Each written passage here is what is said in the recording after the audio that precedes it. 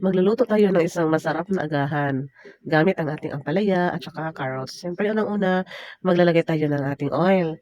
Ang ginamit ko ay isang olive oil para mas masarap siya at walang kolesterol. Kung meron man siyang kolesterol, hindi siya bad cholesterol. Ayan, painitin lang natin ang ating oil.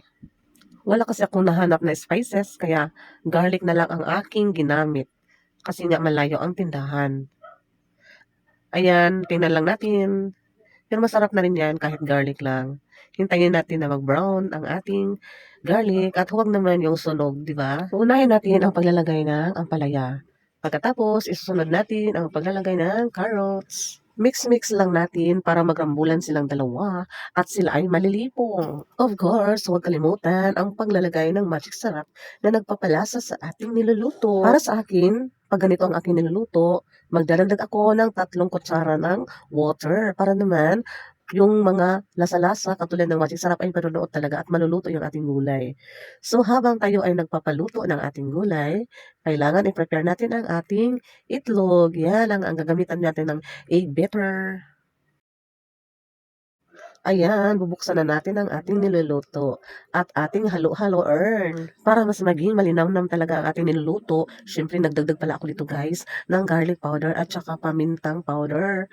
Then, ihahalo na rin natin ang ating itlog. At huwag na rin kalimutan ang paglalagay ng asin. Kasi ang asin ay nagpapalasa din yan.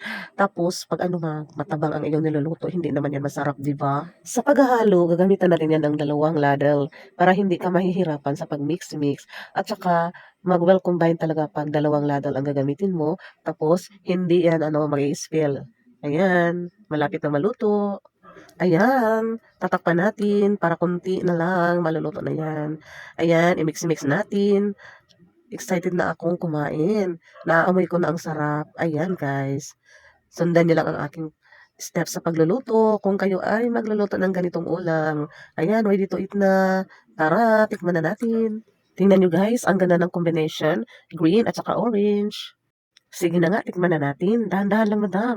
Kasi mainit pa yan, madam. Baka mapaso yung iyong bibi at saka dila. Ayan, nasasarapan si madam. Super light talaga ni madam ang pagkain na yan. Kasi maraming vitamins ang makukuha natin.